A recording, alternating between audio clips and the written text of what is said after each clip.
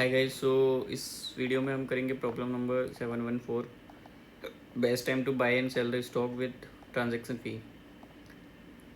तो इसमें हमें हम कितनी इसमें कोई लिमिट नहीं है ट्रांजैक्शंस की, और हम कितनी बार भी ख़रीद सकते हैं और बेच सकते हैं। और हम एक साथ मल्टीपल ट्रांजैक्शन भी नहीं कर सकते, हमें कंपल्सरीली सेल करना पड़ेगा बिफोर बाइंग अगेन। और ट्रांजैक्शन फ़ी भी चार्ज होगी जब भी हम सेल करेंगे। तो इस प्रॉब्लम को करने के लिए let's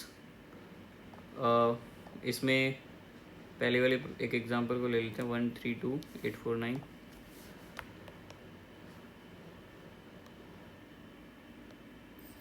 one three two eight four nine. तो अब इसमें क्या है, हमें बाय भी करना है, सेल भी करना है, और एज मैनी टाइम्स कर सकते हैं। तो लेट्स से अभी हम हर एक पर्टिकुलर को या तो बाय कर सकते हैं या फिर सेल कर सकते हैं। लेट्स से मेरे पास अभी कोई अमाउंट नहीं है, ज़ीरो है। तो अगर मैं इसको बाय करता हूँ तो मैं बाय तो नहीं कर सकता, बट लेट्स से अगर मैं फिर भी बाय करना चाहता हूँ क्रेडिट बेस पे, तो मेरा अमाउंट हो जाएगा -1। तो मुझे उधार मिल गया और -1 हो गया। अब जो मेरा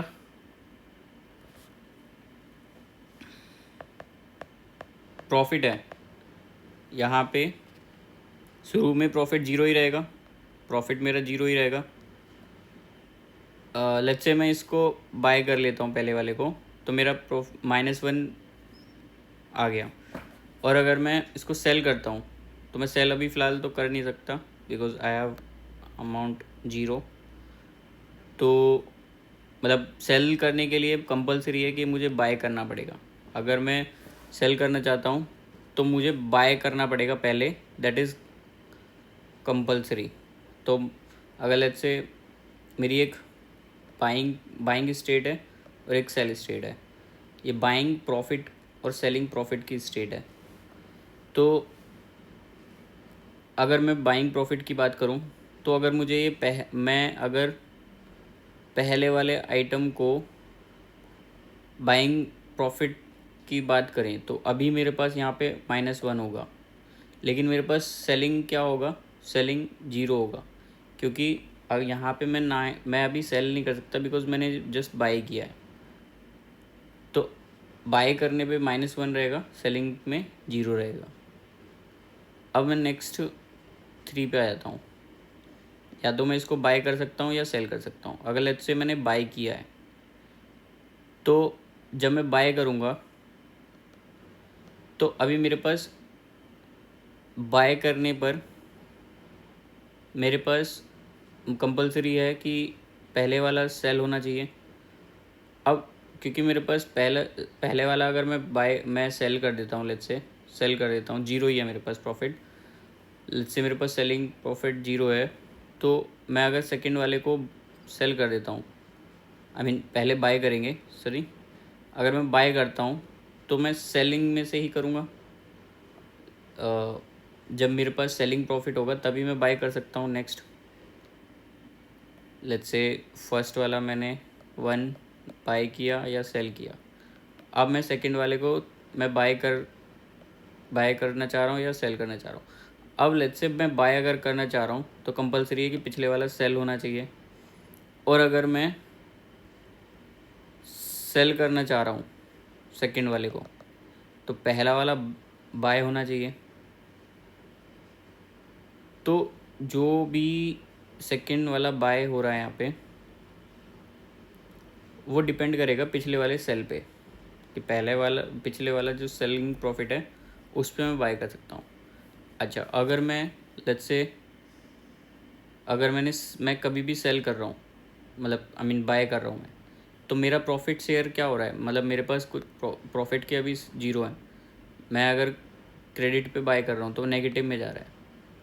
तो अगर लेट्स से मेरे पास एट एनी टाइम पर्टिकुलर मेरे पास 5 रुपीज़ का प्रॉफिट आ रहा है और मैं उसको बाय करना चाह रहा हूँ 2 को, तो मेरे पास क्या होगा, ये अमाउंट कम हो जाएगा, मतलब शेयर मेरा डिक्रीज़ होगा।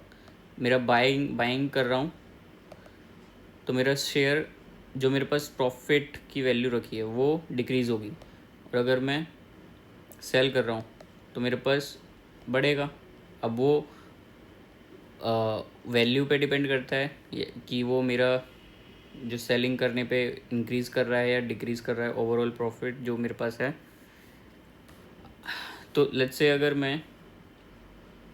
मेरे पास ओल्ड BSP है और ओल्ड बाइंग प्राइस है और ओल्ड सेलिंग प्राइस है, तो मेरा न्यू बाइंग प्राइस क्या होगा और न्यू सेलिंग प्राइस क्या होगा at any particular i, at any particular i. तो वो होगा जो भी हमारे पास maximum of old buying price है, और अब क्योंकि मैं बाय कर रहा हूँ तो बाय के लिए मेरे पास कंपलसरी है पिछले वाला सेल होना ज़रूरी है। तो सेलिंग प्राइस जो भी है मेरे पास ओल्ड सेलिंग प्राइस, अब मैं बाय कर रहा हूँ इसमें से तो माइनस हो जाएगा प्राइस जो भी है आईथ पोजीशन पे, और न्यू सेलिंग प्राइस क्या हो जाएगा max of old selling price, और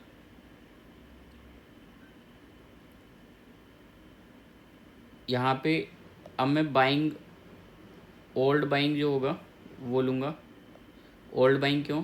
क्योंकि मैं सेल कर रहा हूँ तो कंपलसरी बाय वाला प्राइस लेना पड़ेगा। पहले जो मैंने पिछले वाला बाय किया होगा उस पे जो प्रॉफिट होगा वो मुझे यहाँ लेना पड़ेगा, माइनस और सॉरी प्लस हो जाएगा इस केस में, क्योंकि हमारे पास प्रॉफिट आ रहा है तो प्लस हो जाएगा। लेकिन एक कैच है यहाँ पे, फ़ी लग रही है तो माइनस हो जाएगी फ़ी, यानी कि फ़ी हमारे पास कम हो जाएगी।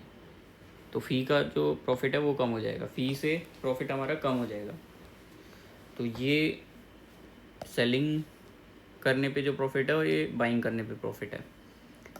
तो ये हमें हर एक आई के लिए परफॉर्म करना पड़ेगा, तब हमारे पास ये फाइनल आएगा।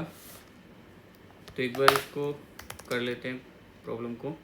Late old buying profit equals to prices of 0 और नेगेटिव में रहेगा।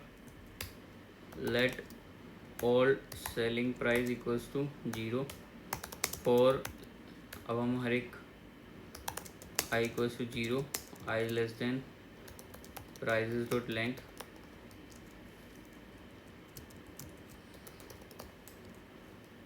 आई प्लस प्लस हो जाएगा। और यहाँ पे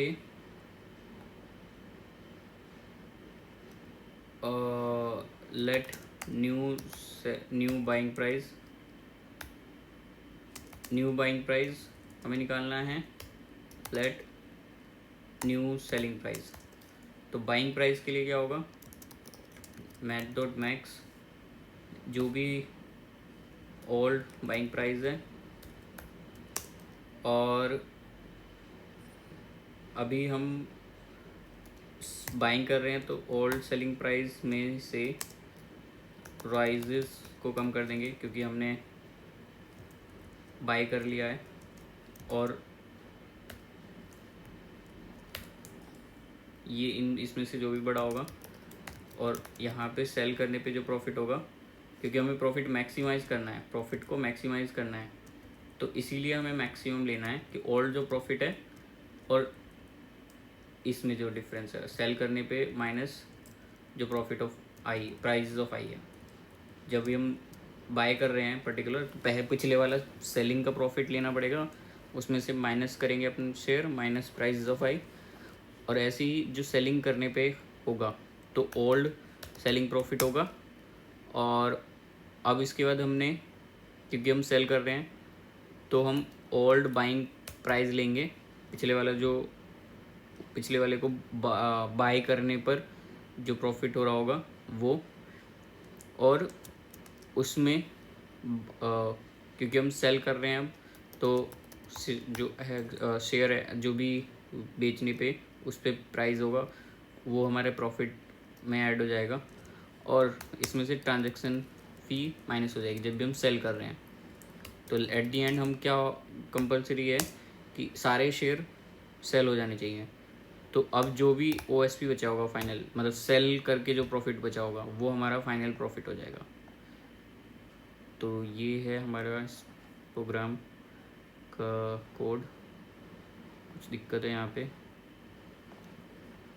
एक्चुअली हमने असाइन नहीं किया। OSP equals to new SP, OBP equals to NBP, बस ये साइन कर देंगे तो आई थिंक चल जाना चाहिए। Yes, this is working.